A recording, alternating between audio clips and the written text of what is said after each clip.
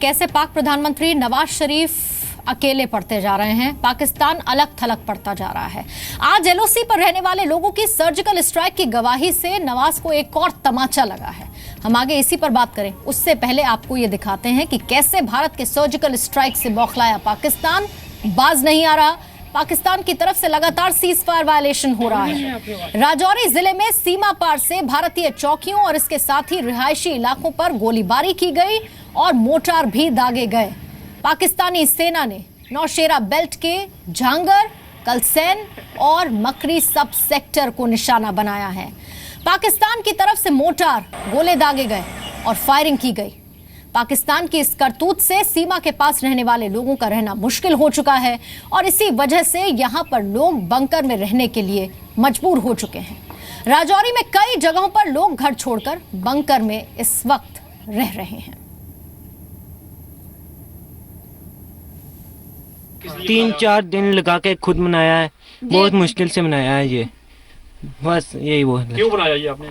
ये बस यही सुना था कि गोलाबारी होने वाली है, तो इसलिए हमने ये बना दिया। बड़ी मुश्किल से 4-5 घंटे हम लगातार इस मोर्चे में बैंकर में रहे और पानी से तरसते रहे। किसी की मेहनत तरला करके देखो हमने जहाँ पानी लाया।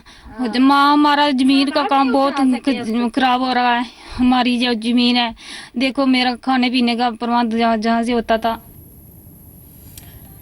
तो आपने सुना यहाँ पर लोग क्या कह रहे हैं और ये पाकिस्तान की बौखलाहट ही है। ये तस्वीरें हैं जो सीज फायर वायलेशन के सबूत देती हुई नजर आ रही हैं। हमारे साथ मेहमानों का खास पैनल भी है और ब्रेक से पहले सुधांशु मित्तल अपनी बात यहाँ पर रख रहे थे। बीजेपी की तरफ से वो यहाँ पर मौजूद है। सुधांशु मित्तल, आप अपनी बात पूरी कीजिए, उसके बाद हम चर्चा को आगे बढ़ाएंगे।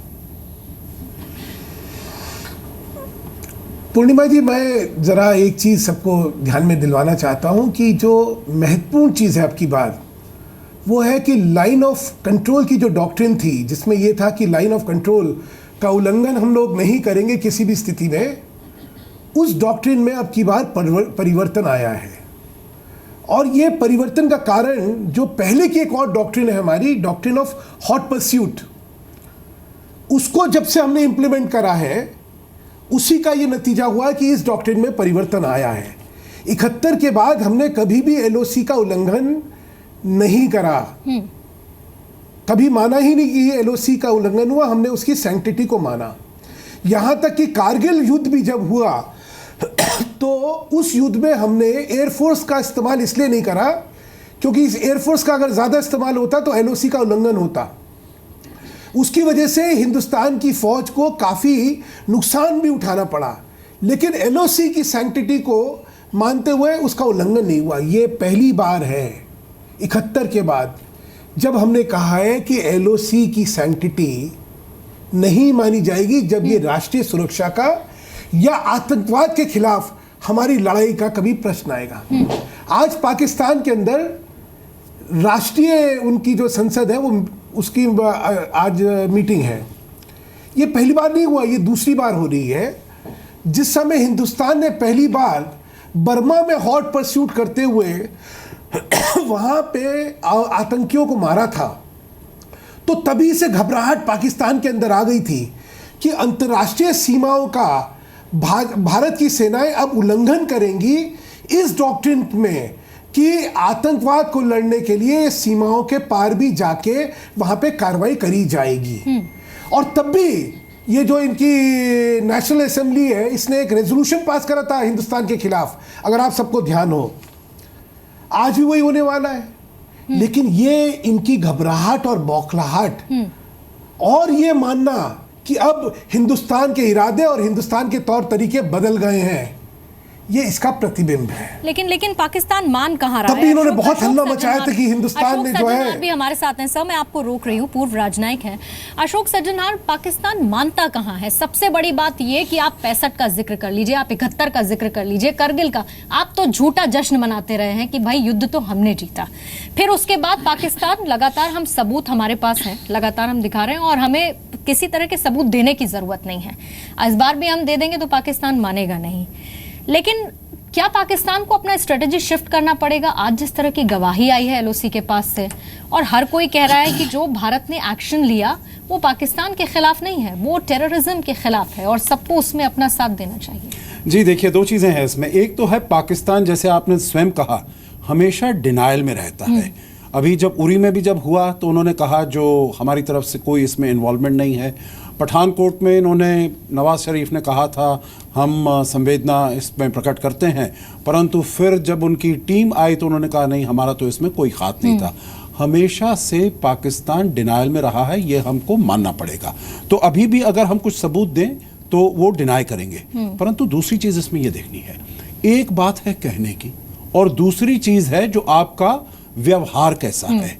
आपकी जो जनता है, आपका जो सेना है, आपकी जो फौज है, आपकी जो ISI है और पूरी दुनिया, पूरा विश्व भर ये विश्वास करते हैं जो भारत कह रहा है वो ठीक है।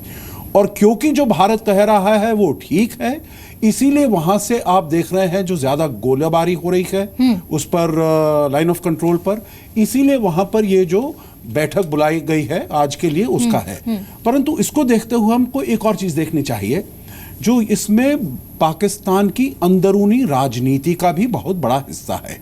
क्योंकि राहिल शरीफ वो नवंबर में रिटायर हो रहे हैं, वो चाहते हैं जो उनका जो रुतबा बना है ज़र्ब अज़्ब से और नेशनल एक्शन प्लान जो उन्होंने किया है, जो हम आतंकवादियों के तहरीक तालिबान पाकिस्तान के विरुद्ध जो हम काम कर रहे हैं, उनका रुतबा और बढ़े, तो जिससे कि कश्मीर है उसके ऊपर और ज़्यादा फोकस हो।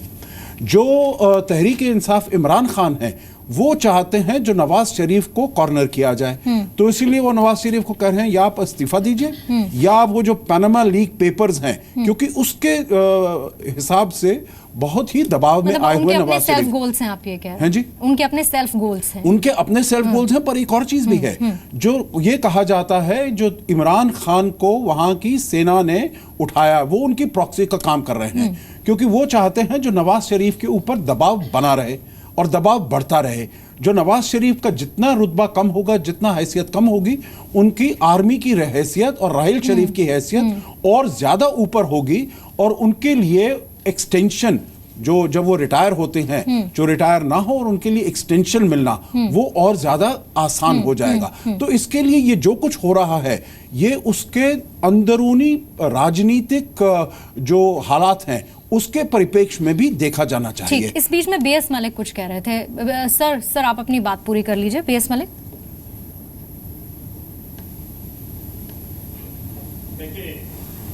जैसा कि अभी अशोक सजनार साहब ने कहा है, बिल्कुल ठीक कहा है। ये जनरल राहिल शरीफ जो रिटायर होने जा रहे हैं, इससे कुछ ही महीने पहले कुछ रिपोर्ट्स आई थी, उसमें कहा जा रहा था कि पाकिस्तान की जो सेना है वो पाकिस्तान के ऊपर जो अपने कब्जे में ले ले, यानी कि कू की बात की जा रही थी। ये पैम्फलेट छापे गए और ये लगाए गए अलग अलग जगह पर, जबकि इस तरह की कार्रवाई देशद्रोह मानी जाती है। तो ये लगता है कि अभी जो राहिल शरीफ साहब हैं और जो अभी इमरान खान साहब हैं, वो सब मिलजुल के एक ऐसी जगह पर चीज को लेना चाहते हैं जिससे कि पाकिस्तान की जो सेना है वो टेक ओवर कर सके, और जो ये लोकमत से जो शरीफ साहब हैं वो उनको हटाया जा सके। तो ये मैं असंभव नहीं कहा जाएगा कि अभी पाकिस्तान की आर्मी वहां पर पाकिस्तान की हुकूमत आ जाए। ये कई बातों से सिद्ध होता है कि वो नाकाम रहे हैं पाकिस्तान की हितों की हिफाजत करने में। तो ये जो बात है इस पर हमें ध्यान देना चाहिए कि अभी वहां पर बदली हो सकती है। ओवरऑल जो सिचुएशन है उसको देखते हुए क्या ये कहना होगा कि पाकिस्तान के खिलाफ आपको करने की कुछ भी जरूरत नहीं है, वो अपने आप अपने लिए खुद ही गड्ढा खोदे? देखिए, दो बातें हैं।